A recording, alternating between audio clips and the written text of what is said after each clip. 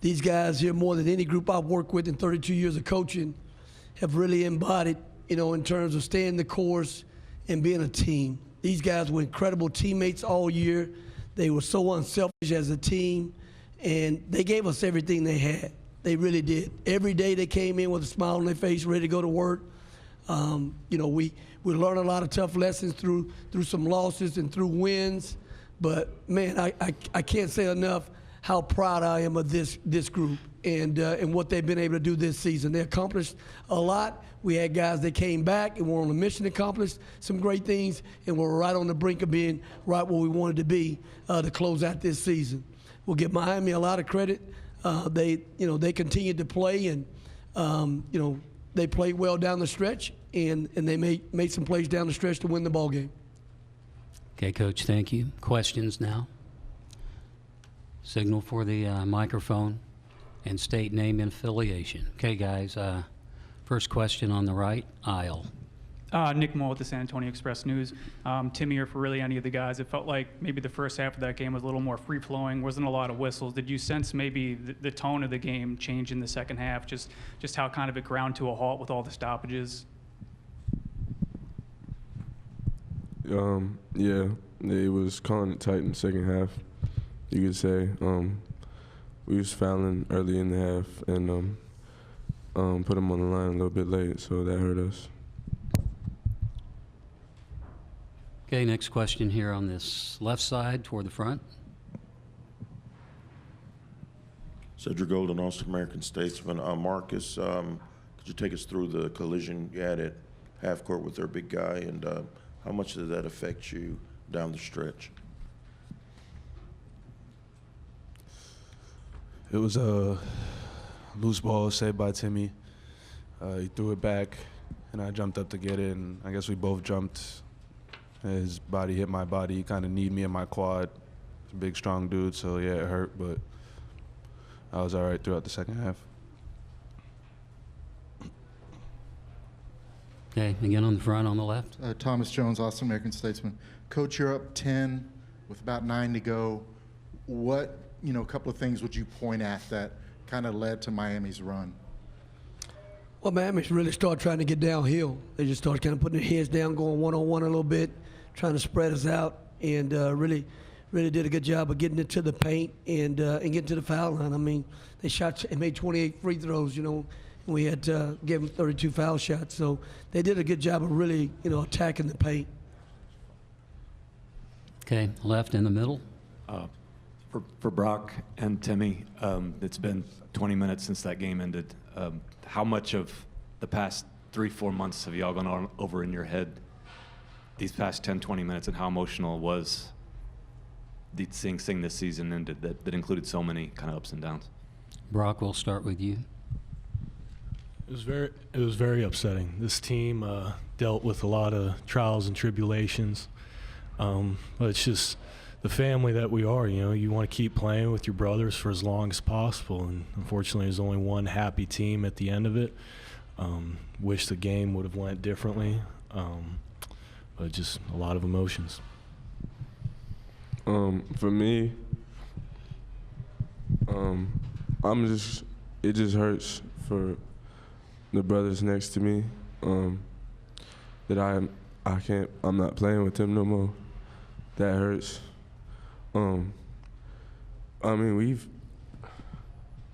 We've just ran through every obstacle to this point. The media called us out our name time and time again.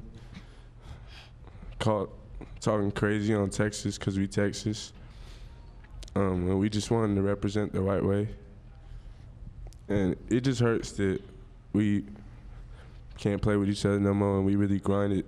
It was in the trenches every day, no matter what nobody said or what opinion they had about us, what opinion they had about our team.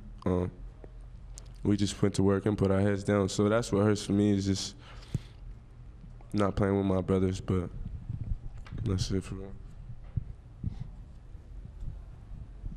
Okay, extreme outside.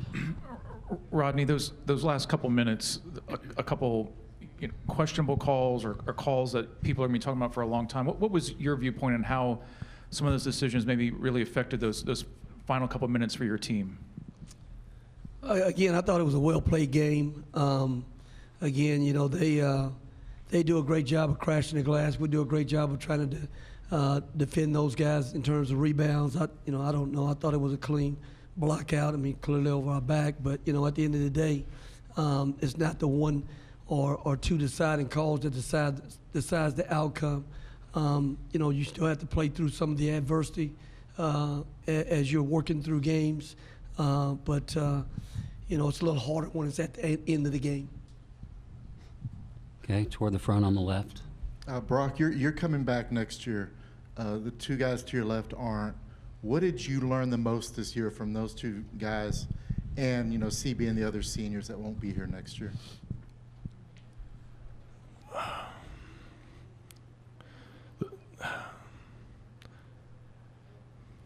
The power of being together. You know, this is my 5th year. I've been around a few teams, and this team is far and away the most connected, and it correlated to the season that we had. I mean, this group lives together. We do everything together. It's truly a family. That word gets thrown around, but I have no doubt this team will stick together, and that's just the main thing, how powerful a group of people all connected can be. On the aisle here on the right.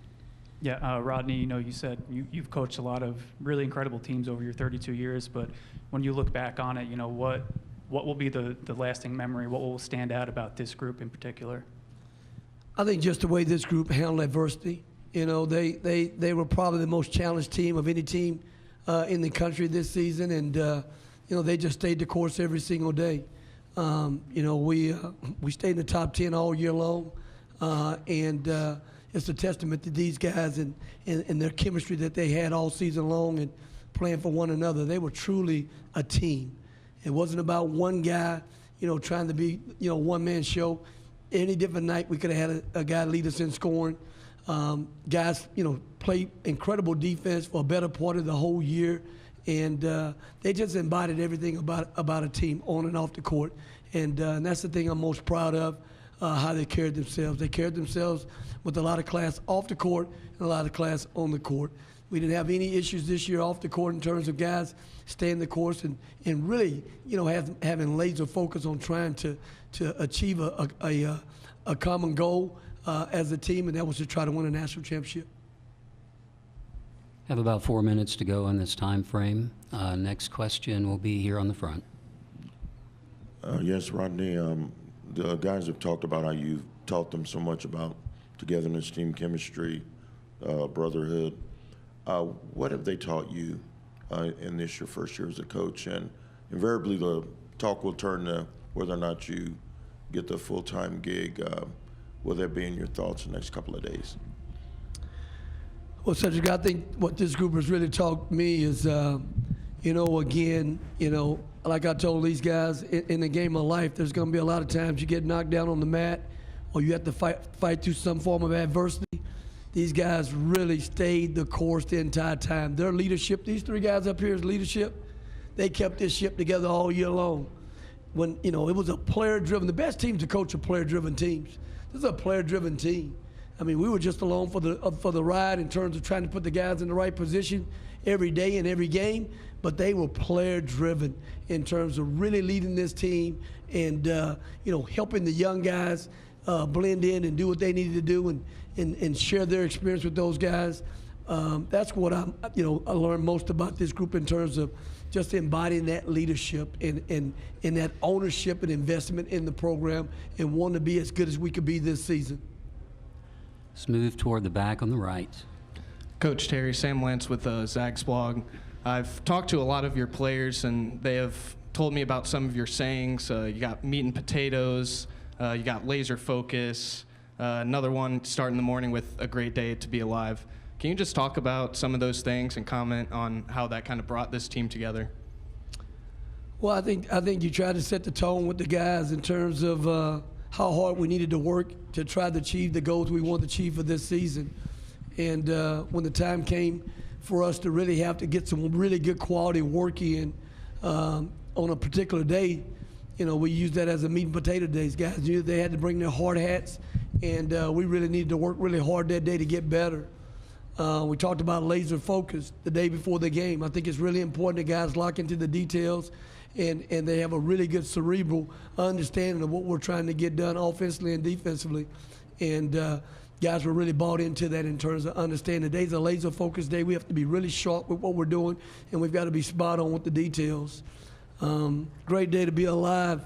I just think that's something every day we take for granted. A lot of times there are a lot of people around the world that don't have the privilege to have the health and the passion that we do to get a chance to do what we love doing. I love coaching. These guys love playing basketball and trying to be the best student athlete they can be. So we want to be very thankful of that opportunity and that we're alive here today, and we have a chance to spend time with one another. So that's what I kind of try to convey and instill in those guys to attack every day with a great positive attitude and great approach. dness Sports Network that delivers everything that matters about the game, the highlights, the picks, the instant analysis, no yelling, no fake debates, no politics. Hit the subscribe button and never miss a moment.